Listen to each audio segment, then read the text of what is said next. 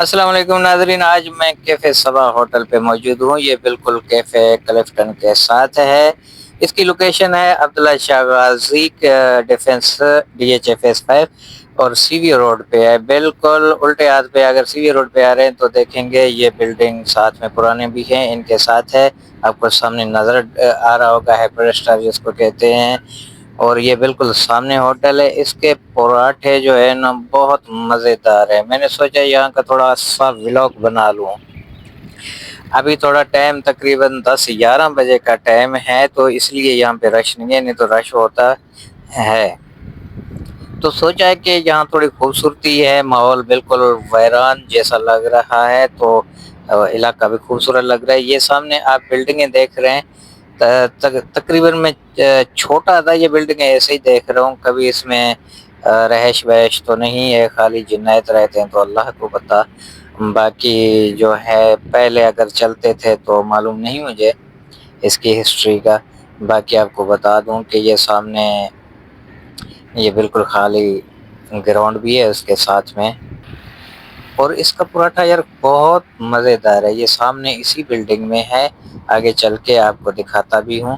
یہاں پہ اکثر کرسیاں رکھے ہوتے ہیں، اور ساتھ میں اگر آپ یہاں پہ ناشتہ کریں یا چائے پئیں بہت مزہ آتا ہے، کیونکہ ساتھ میں مین روڈ ہے، یہاں پہ گاڑیاں چلتے ہیں اور ٹھنڈی ٹھنڈی ہوائیں لگتی ہے، ساتھ میں سمندر بھی ہے۔ تقریباً 5 منٹ کا سفر ہے، آگے 5 بھی نہیں، 1 منٹ گن لو، تو اتنا ہی ہے۔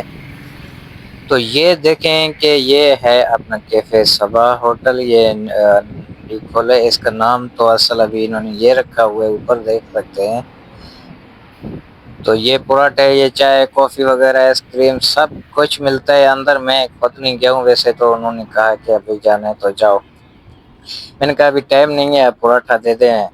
آلو کا پراٹھا لینے گیا تھا، تو وہاں پہ میں نے سوچا تھوڑا بیٹھ کے تو ولاگ بنا لوں۔ یہ سامنے بلڈنگ آپ دیکھ رہے ہیں نا، یہ بالکل پرانی ہے۔ اس کی خوبصورتی اگر کوئی کیمرہ شیمرہ بھرو تو اس میں خوبصورتی نظر آتا ہے، ہیں پرانے۔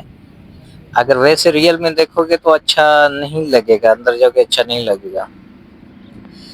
تو اگر کسی ولاگ میں آپ بھرنا ہو تو بہت خوبصورتی لگتا ہے۔ یہاں پہ رات کو بہت اچھا محفل ہوتا ہے۔ چلیں ابھی جا رہا ہوں، مجھے کوئی عق کا پتہ لینا ہے۔ اس کو عق کہتے ہیں پتہ نہیں، میری نظر پڑی، میں نے سوچا کہ اس کو توڑ لیتا ہوں۔ تو یہ بہت فائدہ مند ہوتا ہے، اکثر لوگ بتاتے ہیں۔ ویسے میں کراچی میں نظر تو نہیں ہے، یہاں پہ مجھے نظر آیا، تو میں وہاں سے اٹھ کے میں نے کہا چلو پتے توڑ لوں۔ تو اس کے پتے ٹانگ میں اکثر درد ہوتے ہیں نا، اس کو باندھیں گے۔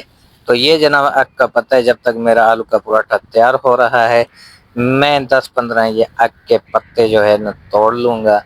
اس کو پھر شام کو میں گرم کر کے پیر کے اوپر باندھوں گا۔